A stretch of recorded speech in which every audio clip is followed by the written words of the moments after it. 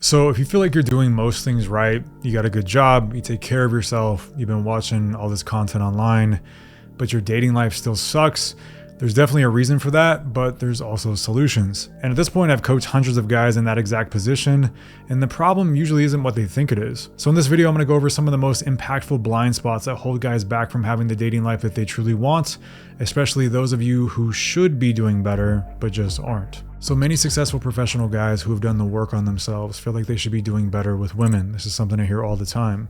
It's typically the type of guy who works out consistently, has a stable job, maybe even has some interesting hobbies or achievements to his name, but he's wondering why he can't get results, while some guy with far less seems to get the women. But the thing to keep in mind is that women don't sleep with resumes, women sleep with feelings. And some of you are trying to attract women by being reliable instead of desirable. You're presenting yourself more like a safe job option instead of an intriguing adventure that a woman would want to be a part of. You're just used to impressing people through credentials and logic, but women are more emotional creatures, as you probably know. They don't want to just evaluate you, they want to feel you.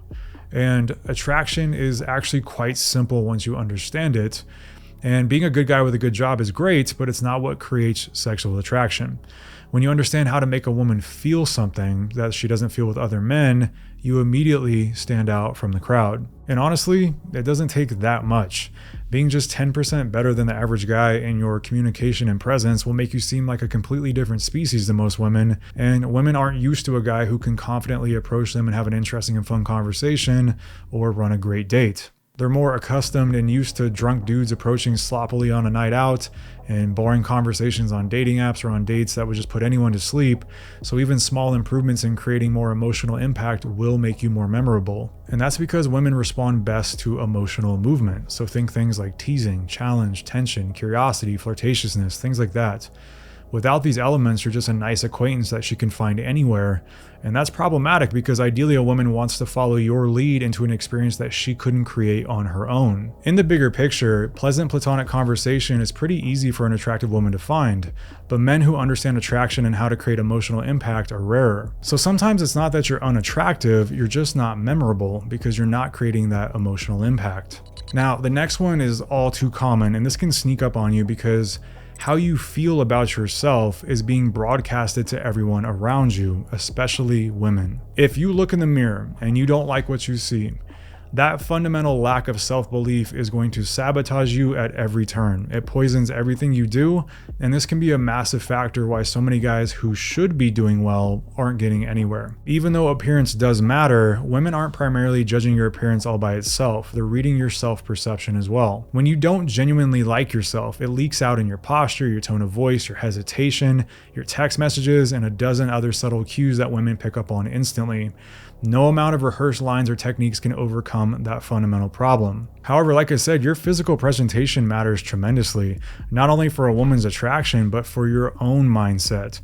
Yet it's an area still where a lot of guys are just completely dropping the ball. And for a lot of you guys watching this, just a few simple upgrades like switching up your hairstyle, your facial hairstyle, one wardrobe refresh, things like this can immediately jump you into the top 10 to 15% of men in terms of presentation, because so many guys are just ignoring these areas, or they think they have them dialed in already, but they really don't. What I mean by that is there's a lot of guys out there that are rocking certain hairstyles, facial hairstyles, certain clothing styles, so on and so forth, that don't actually fit them. They feel like it's a good look for them, but in reality, it's just really not, and it's not attractive to women either. But your physical presence is another part of the equation too. And when a woman is in your presence, she should look at you and get this feeling of, damn, this is a man in front of me. And for some of you, this can be as simple as gaining more muscle to fill out your frame and give you a more masculine, manly look instead of that boyish appearance that doesn't command respect. And for others, it's just about dropping some of the fat to have a sleeker, more athletic look that naturally inspires that sex appeal in women. And masculine sex appeal is a big factor in attracting the women that you want. And the best part about these things is that they are completely within your control. You don't need special genetics or to look like a fitness model, and in a lot of cases, even modest improvements to your physique will dramatically change how women perceive you, and more importantly, how you perceive yourself. And if you're the type of guy who has a haircut and fashion sense that screams principal at an elementary school, or the guy who fixes the printers in the office, everything else is going to be difficult. You have to look like the kind of guy that women want to sleep with, and that doesn't mean that you have to fit any specific archetype or look. look, but you need to have your own version of masculine edge and polarization just by looking at you. And again, a woman should look at you and think, that's a man, whatever your personal style may be. She needs to have that feeling on some level when looking at you and in your presence. And the reason that's important is it's one of the things that can easily inspire more of that masculine polarity that the feminine is attracted to. And as an extension of that, when it comes to your vibe you give off or your aura, you need to have irrational levels of confidence and self-belief because no one else is going to give that to you. No one else is going to believe in you as much as you. And that confidence shows up in your tone, your style, the way you walk, how you carry yourself, and even your facial expressions, which is also why low self-esteem can destroy your results. Nonverbals and what you're projecting aside from your words is a massive part of the game, and that comes from a combination of how you feel about yourself physically and internally. You have to speak with conviction and project it, because if you don't truly believe in your own product, why would she? Why would a woman be bought into wanting to strip down and jump into bed with you if you don't even like yourself? Why would a woman want to get into a relationship with a guy who doesn't even like himself? You don't have to be a celebrity or some fashion icon, but a woman has to look at you and think, this guy is cool, and have some level of admiration for you. And you want to inspire a feeling inside of her that would make her proud to show you off. It's the same thing with how you want an attractive girl on your arm. Women want the dude who is effortlessly cool and not only looks the part, but projects it. And you are absolutely capable of refining yourself into that type of guy. And note how I said refining, not being someone that you're not. It's about taking what you have and polishing things until you are forged into the coolest and most attractive version of yourself. And many intelligent, successful guys are simply ignoring this crucial aspect or blind to the aspects that are holding them back from generating sexual attraction with a woman. Now, another common issue is the type of guy who has a busy work life and falls into the typical schedule of just going to the gym, work, and then back home to repeat the same cycle all over again. The biggest issue with this type of lifestyle is the math of dating.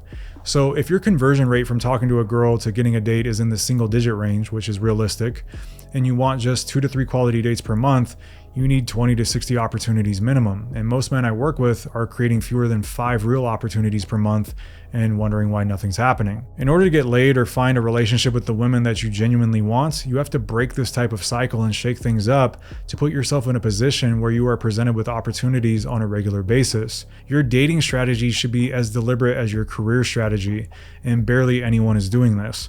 The vast majority of men are completely passive about their dating lives. By simply being intentional and strategic and putting yourself in the right venues, maximizing your online presence, and positioning yourself effectively, you immediately separate yourself from 9 out of 10 men out there who are just hoping to get lucky. You have to reverse engineer where the women you want to date actually spend time and put yourself in those environments consistently. You don't want to be a one-trick pony. You don't want to only rely on online dating or only rely on cold approaching girls walking down the street. You should have a variety of ways that you are meeting new women, because women aren't just going to fall into your lap. You have to create opportunities, and the women who are a good fit for you could come from anywhere.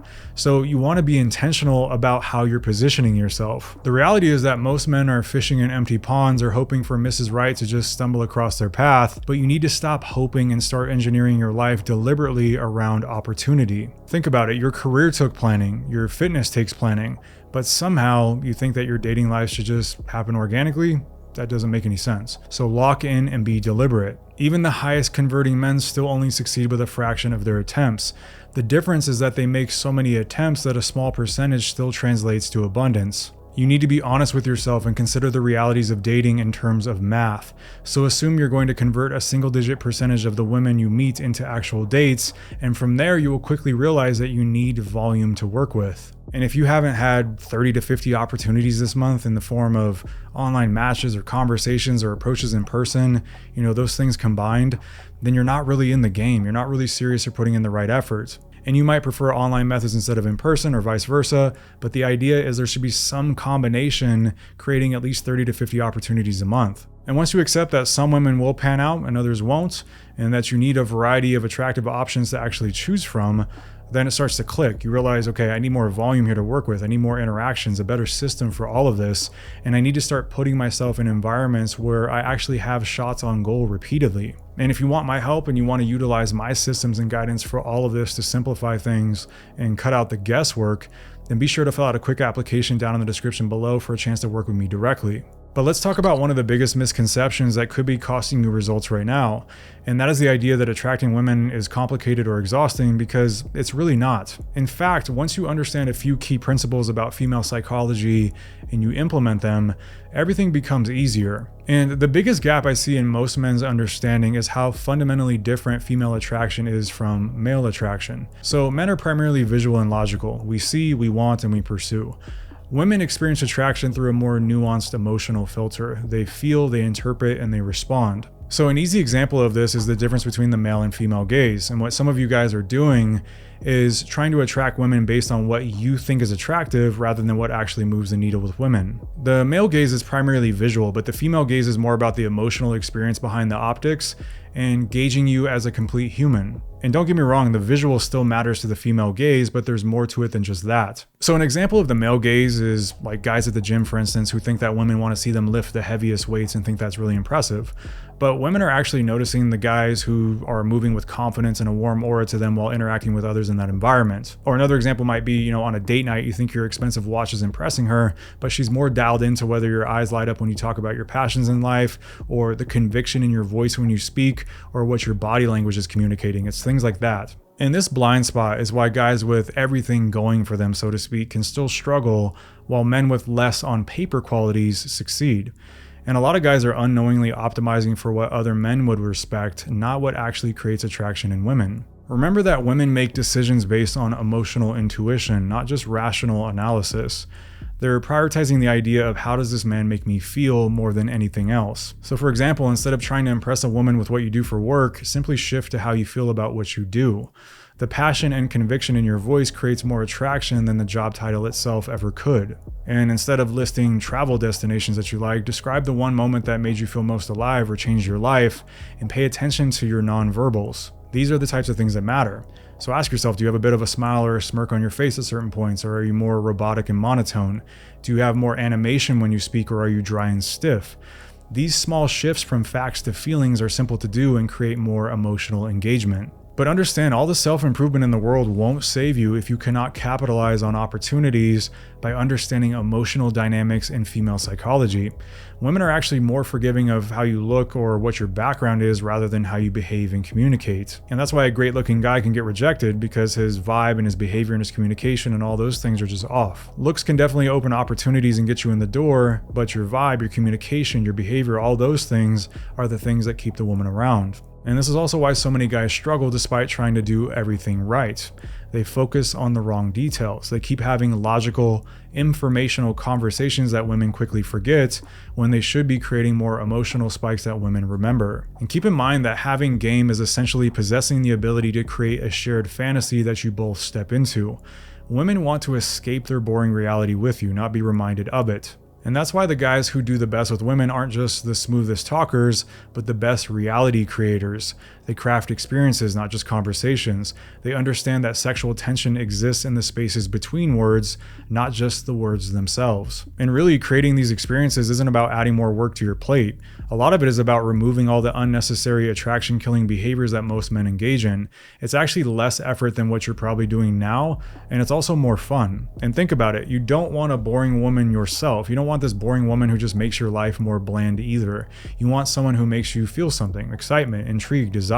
And creating those same feelings for her isn't about jumping through hoops and games. It's about authentically sharing the best parts of your world in a way that pulls her in rather than pushing information at her. And the idea is to have the ability to create genuine emotional impact through simplicity rather than complexity and performances.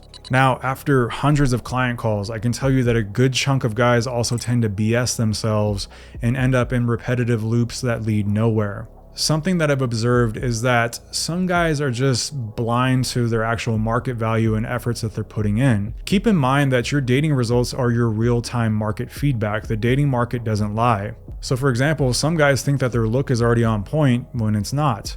Or they believe that they're putting their best selves out there and putting their best foot forward when they barely leave their comfort zone. And sometimes it's just ignorance rather than self-deception, but the result is the same, and that's just stagnation. So in order to get where you want to go, you need to have ruthless self-honesty and rapid adaptation. The easiest way to succeed in the modern dating scene is to treat dating like an A/B test. Track what works, discard what doesn't, and iterate quickly. You need to take full ownership over your results or lack thereof. So be the one who says, you know what I'm doing isn't working here and there's just something wrong. And that might mean taking big actions like moving to a new city or overhauling your look, whatever it may be. But this also extends to catching your mind's self-sabotage when you're attempting to create new habits that will benefit you. So for example, let's say that you decide to go out more because you need more social interaction. That's your weak point you've established. So you will likely find yourself yawning at 9 p.m. when it's time to go out while your brain lists reasons to stay home. Or let's say you want to take new photos for your dating profiles, but then you figure, I'll just do it next week, and it just never happens. You have to actively override this self-sabotage to progress. And another problem with not being intentional is your entire approach might be wrong for your specific strengths. You might be trying to be someone that you're not instead of weaponizing what makes you unique, or you never intentionally reflect on the actions that you're taking or the actions that you're not taking. Like the thing is that most guys never review their approaches or analyze their dates. So ask yourself, when did you last record yourself approaching a woman to hear how you sound? Or when's the last time you broke down a date step by step to identify where things went wrong or things that you can improve on? When's the last time you really took a surgical approach to optimizing your dating profile or experimented with a variety of photos to see what works best for you? Real feedback means asking specific questions. Where did I lose tension on the date? Did I create enough? What actually landed? When did the energy shift? What could I do better next time? What seems to work really well for me and what seems to not? And if you're a busy guy, you definitely can't afford to date blindly. You want to track what works, discard what doesn't, and iterate quickly. And that's because things move fast, especially in modern dating, and realizing your mistakes quickly can save you hundreds of hours of precious time. Now, moving on to the next one, I want you to adopt the perspective that dating purely revolves around the idea of escalation. The entire dating process is escalation. And the reason I point this out is that escalation is typically talked about as a separate entity in the process, but the entire dating process is escalation inherently. So as a man, the burden is on you to continuously move things forward. And of course, at the right time for each stage of the process. But if you're not pulling the trigger, nothing is going to move forward. Every stage of the dating process is about you stepping out with faith in yourself and confidently guiding the interaction to the next stage toward the goal you're aiming for, even if you don't feel confident inside. Even if you don't feel it, it's best to project certainty through action. But what can sabotage this entire process is playing it too safe. And playing it too safe is what can get you ghosted, or worse yet, like I referenced earlier, it can get you the text that says something like, you're a great guy, but... And what's happening in some of these moments is that you're avoiding risk, but building attraction requires risk. And a lot of guys, especially nice guy types, aren't rejected because they make moves. They're more likely to get rejected for never making a move at all. You cannot get a girl out on a date or pull a girl back to your place or get to the point where you're in a relationship with your personal 10 out of 10 girl if you don't have the balls to roll the dice and take some risks. When you play it safe, you're signaling that you fear loss more than you desire gain. And nothing kills attraction faster than that energy, because women are sexually turned on by the type of assertive guy who goes after what he wants. You want to lock into this mindset that it's better for you to make assertive masculine mistakes than feminine passive mistakes. It's better to shoot the shot and not make it than to sit back and hesitate and regret it later. You have to be able to take calculated risks to get to where you want to go, because the escalation process isn't going to magically happen all on its own. And it's going to require you doing some things that are outside of your comfort zone if you're the type of guy who tends to lean more toward not wanting to rock the boat too much, or you feel like you're being overbearing just by expressing your desire as a man. And this is typical of more nice guy types. Now, the next reason is based around the idea that you're just throwing shit at the wall and hoping it sticks. You're watching a bunch of different videos or reading different books and asking this guy and that guy for advice, and you're left with this situation to where you don't really know what works best for you or what direction you should be heading in. You say things like, I'm working on it, but you don't have an actual plan. You don't have a system that you can follow to get predictable results. And the truth about the guys who are consistently seeing success with women is that they don't rely on dumb luck just occurring out of nowhere. They don't rely on luck.